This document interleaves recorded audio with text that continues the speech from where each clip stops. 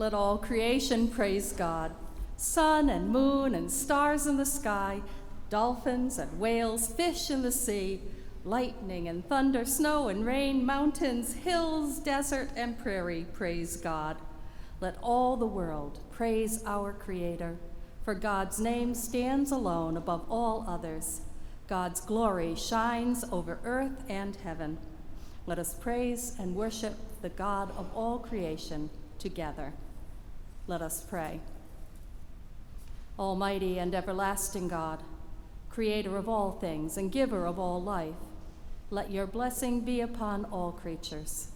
Thank you for the presence of your unconditional love that we find reflected in the animal kingdom, among those with 4 legs, feathers, fur, scales, and wings. May our relationships with them mirror your love, and our care for them be an example of your bountiful mercy.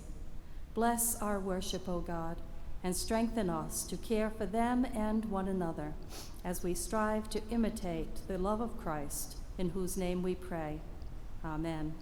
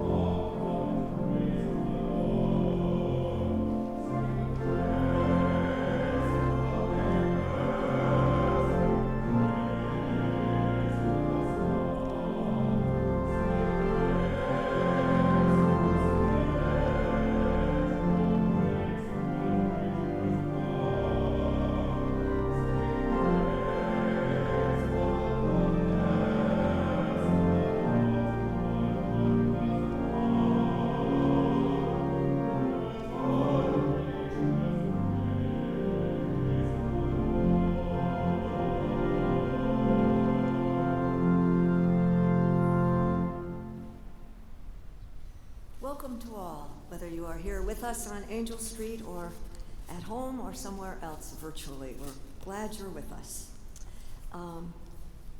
Especially welcome to those who've brought creatures with them, and more about that in a moment. Do fill out the contact tracing form that's on the top of your program, if you would, and that will give us a chance to comply with the governor's wishes. New members will be invited to join the church the beginning of November with some meetings at the end of October. And if you'd like to be a part of that group, please let me know or call the church office, 331-1960. I want to ahead of time thank you for your gifts and pledges that support the work of the church. And in these unusual pandemic times, during the offering, we will simply reflect on God's blessings, and we ask that you place your gift or pledge in the plate that the ushers will have available as you leave the sanctuary. And also, I've been asked by Fran Monroe to please remember to wait until you're dismissed at the end of worship by an usher so that we have social distancing. So in addition to welcoming everybody to this service, I want to extend a special welcome to the Reverend Judy Martowska, who is our new youth leader and religious education director. She'll be working with our confirmation classes and youth groups and church school children and families. Judy comes to us with creativity and enthusiasm, lots of experience, and a real care for young people. I know Larry Kellum and Mark McLaughlin and their respective committees join me in welcoming you. This ministry is a challenge in the midst of a pandemic, But as Judy remarked, let's go for it. And we will, with faith and hope and love. So welcome, Judy.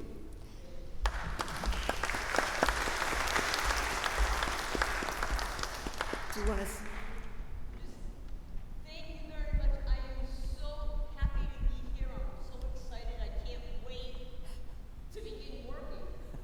And however it's going to happen with the children and the youth. Great. Welcome. Next week will be our annual meeting, postponed from June. It will be in person directly after worship, so we'll start around 11:30, and it will also be remote, and more information will be sent out next week. And another big thank you to Liz and Tom Weil, who are helping with this hybrid version. I hope all can join us, whether in person or virtually. We will vote on the budget that has been approved by the Prudential Committee. We will elect new committee members and officers that have been put together by our nominating committee. We'll hear an update on our new hymnals from Liz Weil, and we will learn about the planning for reimagining Chapel Hall, the culmination of Growing Central for tomorrow. So I hope to see you all next week, and to hear you too.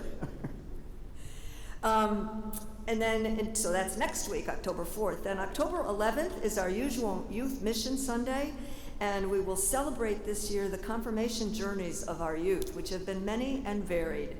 And soon thereafter, with Judy's leadership, we will be beginning this year's confirmation program with the great help and support of Larry Kellum, Barbara and Barry Bayon, Caroline Patterson-Inlow, Claudia, and with appreciation to Judy. We're working to be sure that our records for church school are up to date and accurate, and Claudia can attest that we're not sure we have everybody. So if you have a 9th grader who's ready to be confirmed, please let the church office know. And then one more update. Yesterday's first annual meeting of the new Southern New England Conference went off very well yesterday morning. We have a new executive minister, the Reverend Darrell Goodwin, and I want to thank John Peters, who organized all of our central delegates, to Claudia, who served on the planning committee for that meeting where there were 680 members attended via Zoom, and it was well done. And to Larry Kellum and to Frances Monroe, who serve on the board as representatives of Central. So kudos to all, and we look forward to meeting the Reverend Darrell Goodwin. I think that's all my announcements. Let us continue our worship.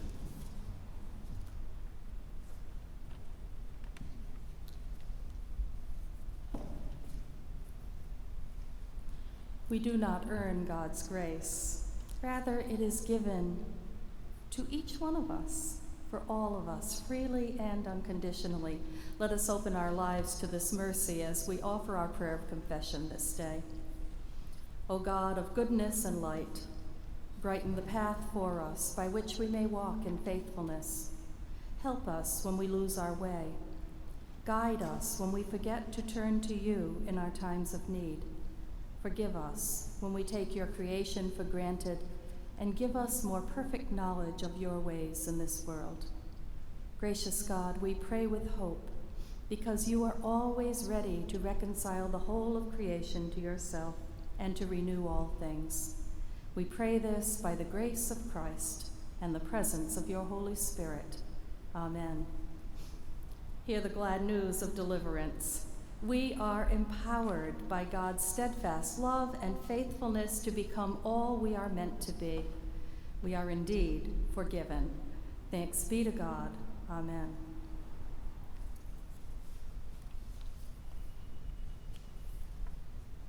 So now we will offer these blessings for all of God's creatures. It'll be a little different than in years past.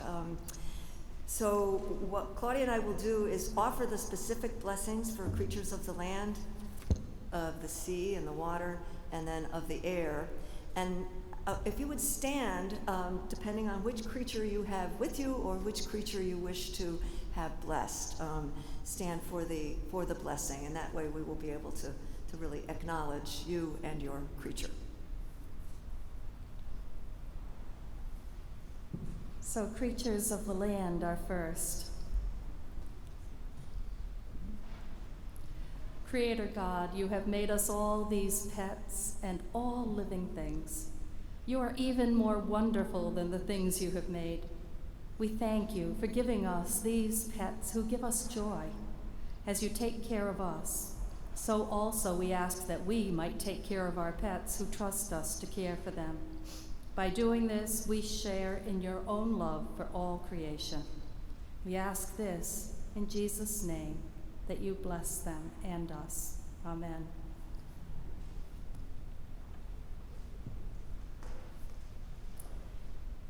And creatures of the water, I think this just might be Croaker in absentia.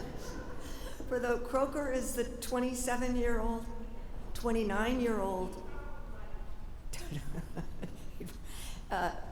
Is it a frog or a toad? A frog. It is Caroline's 29-year-old frog. May all attain inward peace, and may we all show concern for every living creature.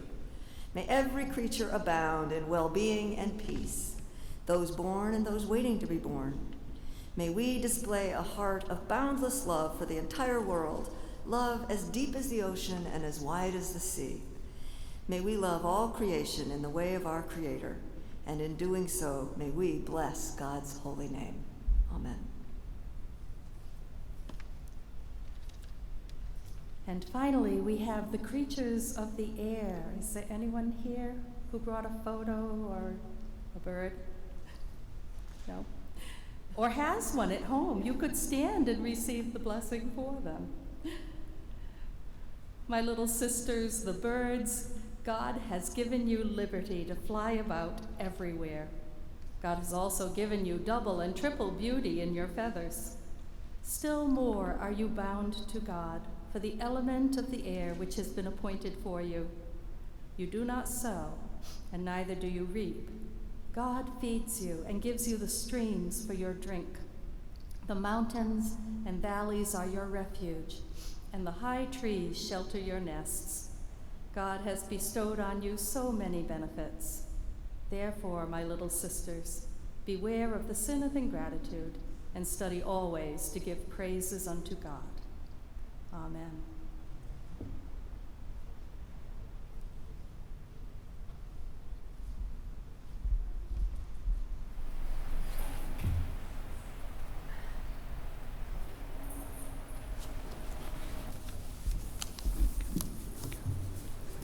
The first reading today is Job chapter 12, verses 7 through 10. But ask the animals, and they will teach you, the birds of the air, and they will tell you. Ask the plants of the earth, and they will teach you, and the fish of the sea will declare to you. Who among all these does not know that the hand of the Lord has done this? In his hand is the life of every living thing, and the breath of every human being. The second reading is Psalm 148. Praise the Lord from the heavens, praise him in the heights. Praise him, all his angels, praise him, all his host. Praise him, sun and moon, praise him, all you shining stars. Praise him, you highest heavens, and you waters above the heavens. Let them praise the name of the Lord, for he commanded, and they were created. He established them forever and ever. He fixed their bounds, which cannot be passed. Praise the Lord from the earth, you sea monsters and all deeps. Fire and hail, snow and frost, stormy wind fulfilling his command. Mountains and all hills, fruit trees and all cedars. Wild animals and all cattle, creeping things and flying birds. Kings of the earth and all peoples, princes and all rulers of the earth. Young men and women alike, old and young together. Let them praise the name of the Lord, for his name alone is exalted. His glory is above heaven, earth and heaven. He has raised up a horn for his people, praise for all his faithful, for the people of Israel who are close to him. Praise the Lord. May God bless these readings to our hearing and understanding.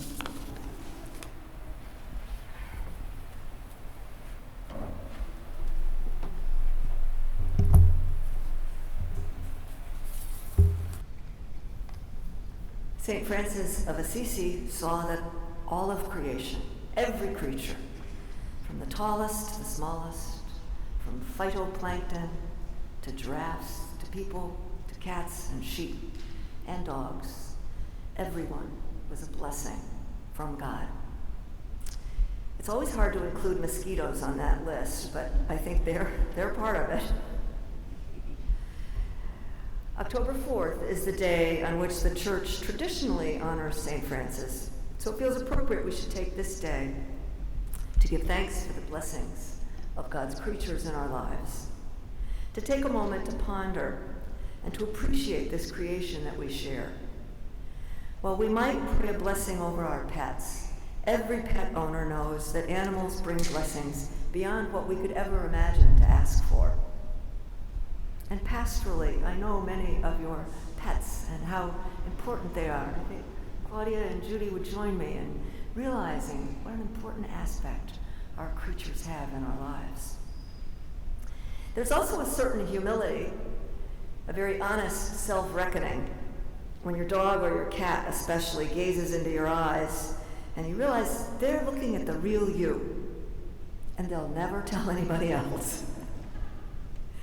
It has been said that most of the time that you catch your dog staring into your soul, it's because you've got something that the dog wants. It could be a toy or a tasty treat or a hand that should be patting him. And staring at you could also be a sign that your dog wants to go outside. But I hold those moments that each one of us has experienced. Those are moments of true connection, and we need more of them. So I'd like this morning just to stretch and expand the definition of blessing. It's not just something that we sensible humans give away to others and that we receive from God. A blessing at its heart is reciprocal. It's mutual. It's connecting. I believe we do receive blessings from God, from our fellow humans, and from our fellow creatures of all kinds. And in that receiving, we can also give. Paula Johnson, who is the president of Wellesley College, recently wrote in a letter, "A blessing is not something that one person gives another. A blessing is a moment of meeting, a certain kind of relationship in which both people involved remember and acknowledge their true nature and worth, and they strengthen what is whole in one another. When people are blessed, they discover that their lives matter, that there is something in them worthy of blessing. And when you bless others, you discover the same thing is true about yourself." Dr. Johnson was quoting Dr. Rachel Naomi Remen, who's the physician and the founder of the Institute for the Study of Health and Illness. Blessings given and received have real consequences for both giver and receiver. And I think to be totally, wholly healthy, we all need to receive and to give blessings. Dr. Remen was talking about how we can strengthen what is whole in one another through creativity, commitment, and care. I would add, especially in this time of isolation and the pandemic, when that sense of connectedness needs to be tended to with particular attention. Blessings are mutually strengthening, so all of us need to find ways to reach out. Now, there are those who see the blessing of our companion animals as somewhat small potatoes, given the reality of factory farming and our eating of meat and our wearing of leather. When you learn more about the extinction of the passenger pigeon or the decimation of the buffalo and other animals whose loss is due solely to human greed and carelessness, I understand that sort of cognitive dissonance, that we bless some animals but we forget about others. But the truth of blessing is that it reminds us that it always extends beyond the particular blessing. It helps us live in a state of blessing and being blessed. When you see deer in an early morning meadow, or you glimpse a fox out of the corner of your eye, or you marvel at a hummingbird's tiny miracle of strength and beauty. Those also are blessings that we are privileged to be part of. Author Verlin Klinkenberg speaks about opening our eyes beyond our domestic worlds. He says, when I say the grace of wildness, what I mean is its autonomy, its self-possession, and the fact that it has nothing to do with us. The grace is in the separation, the distance, and the sense of a self-sustaining way of life. It helps us be more aware of what lies beyond us, that over which we have and should not have any control. Klinkenberg also has a wonderfully, I think, disconcerting way of putting our sometime human feelings of self-importance at the top of the food chain. He writes in Timothy, or Notes of an Abject Reptile, how these humans dispose themselves, unlike anything else in all creation, or rather like everything else in creation all at once. They have the legs of one beast, the arms of another. The proportions are all awry to my tortoise's eye. The torso's too squat, there's too little neck, and vastly too much leg. Hands like creatures unto themselves. Senses delicately balanced, and yet each sense dulled by mental acuity. Reason in place of a good nose, any dog would agree. Logic instead of a tail, any cat would agree. And faith instead of the certain knowledge of instinct. Superstition instead of a shell. Talk about being put in your place as a human being. I think it's good. We do well to learn how to place ourselves in God's creation, not in domination over other creatures, but in peace and with some humility. That kind of understanding of reciprocity in blessing and in life itself is in fact how change truly happens. We cannot change another creature or another person, but we can be the reason that that creature or that person changes themselves. As we see ourselves blessed, we give others permission to do the same. And that, I believe, is how change happens. One gesture, one moment of understanding, one person, one moment at a time. Our new executive conference minister asked us in the annual meeting yesterday morning to remember that every time we leave this place, we should be changed. He's right. And that happens one moment at a time, one encounter at a time, one blessing at a time.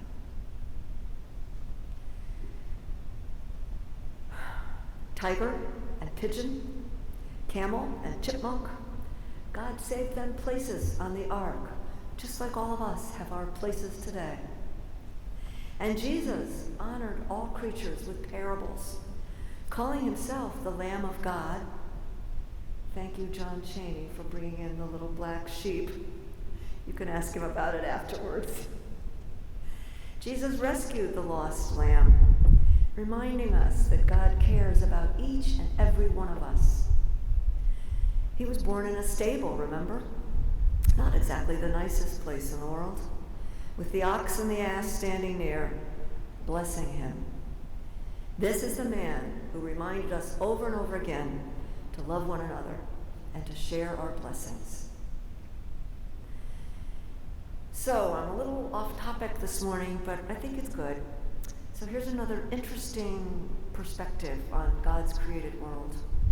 The Medusa is a tiny jellyfish that lives on the ventral surface of a sea slug that is found in the Bay of Naples. These two organisms, the jellyfish and the sea slug, depend on each other for their survival. What a mix-up of selfness. They need each other. It's truly a symbiotic relationship, a connection. Lewis Thomas writes in his book, The Medusa and the Snail, the thought of these creatures gives me an odd feeling. They don't remind me of anything really. They're bizarre, that's it, unique. And at the same time, Like a vaguely remembered dream, they remind me of the whole earth at once. We all depend on each other. That's so true. And perhaps that can be the moment that we take away from this place, that we all belong to one another. In one of his chapters, it has a great title. The title is called On Committees. You can all appreciate that. Lewis Thomas writes, "We pass the word around, we ponder how the case is put by different people, we read the poetry, we meditate over the literature, we play the music, we change our minds. We reach an understanding. Society evolves this way, not by shouting each other down, but by the unique capacity of unique individual human beings to comprehend each other." I would add that we have been given by God this capacity to bless one another. It's not just Claudia and me blessing the creatures. It's all of us blessing all of God's creation. Maybe we learn this from our furred or feathered or finned friends. Or maybe we learn it in those moments of blessing when we just feel at one in the world. When the glory and the mystery of this world that we've been given, it just feels so real that we could touch it, and we are transformed. We can and we must relearn this capacity to accept our blessings and to share them, one by one by one, and everything will be changed. It is so. Amen. Let us pray. Dear God, you made this whole world. It's beyond our comprehension. Thank you. And dear God, you made each one of us. Every single thing that is created, you created. That too is beyond our comprehension. Thank you. You made our family and our friends, the people we understand, and the people we find hard to understand. Thank you for all of them. Remind us, because we forget, that we need only to stand where we are to be blessed by you. Remind us that we are one, human, creature, tree, and ocean. You bring us these moments of oneness and true peace, and you change us through them. Thank you, God. You've planted the seeds within each one of us to be blessers of your creation. Remind us again, because we do forget, that your love is enough. It is sufficient, it is strong and abundant, and it abides. Help us to pay attention to life in all its different forms, from a stranger to someone who may need just a phone call from us, to someone who's struggling with loneliness or illness, to a creature or a plant. Help us to be nourishers of all that lives. Remind us never to take things for granted, and help us to always be surprised and astonished at your creativity, the way you make a way out of no way. And remind us to share what we see and feel, and to listen to others tell their stories. Your incredible love is everywhere, God, even in the darkness, even in the days of sorrow and uncertainty, even in those long nights of doubt and challenge. May your love live through each one of us, change us, and make a difference in your world. We ask this and all things in the name of your Son, Jesus Christ, who taught us to pray, Our Father, which art in heaven, hallowed be thy name. Thy kingdom come, thy will be done, on earth as it is in heaven. Give us this day our daily bread, and forgive us our trespasses, as we forgive those who trespass against us. And lead us not into temptation, but deliver us from evil. For thine is the kingdom, and the power, and the glory forever. Amen. And let us now, as we listen to the offertory music, take this moment to thank God for all the blessings that we give and to think about how we might give back.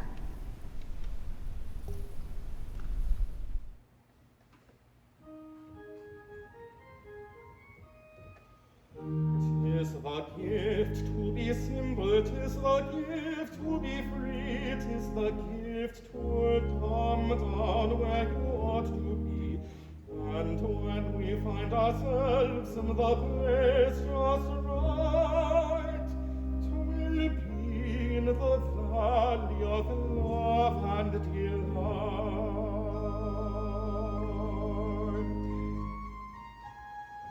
When true simplicity is gained, to bow and to bend we shan't be ashamed. To turn will be our delight, till by turning we come round right.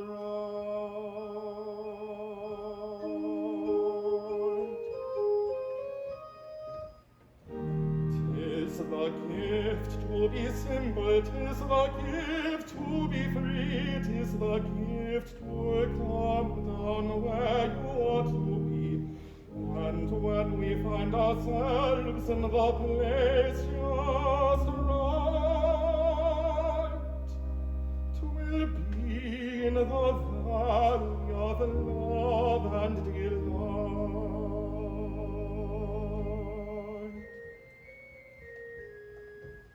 When true simplicity is gained, to bow and to bend we shan't be ashamed. To turn will be our delight, till by turning we come round right.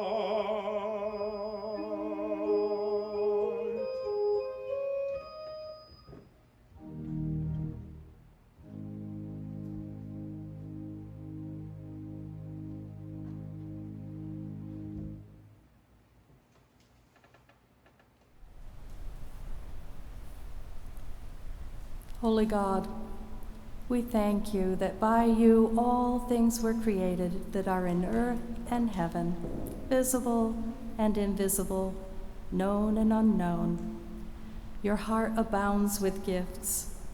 We pray that you will receive our offerings as a sign of our intention to live surrounded by your blessing, inspired by your Spirit, open to the joy of your presence in every corner of your world.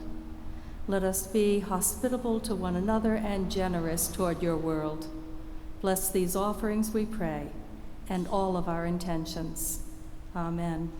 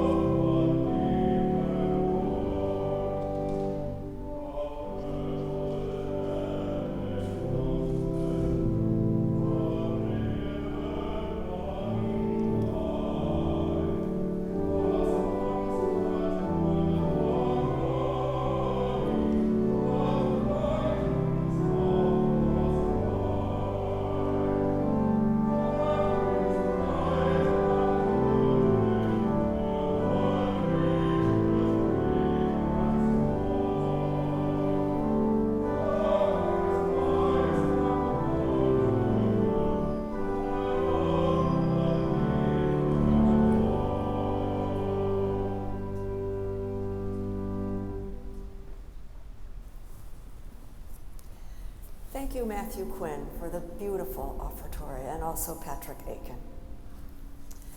Remember, we are all blessings to one another.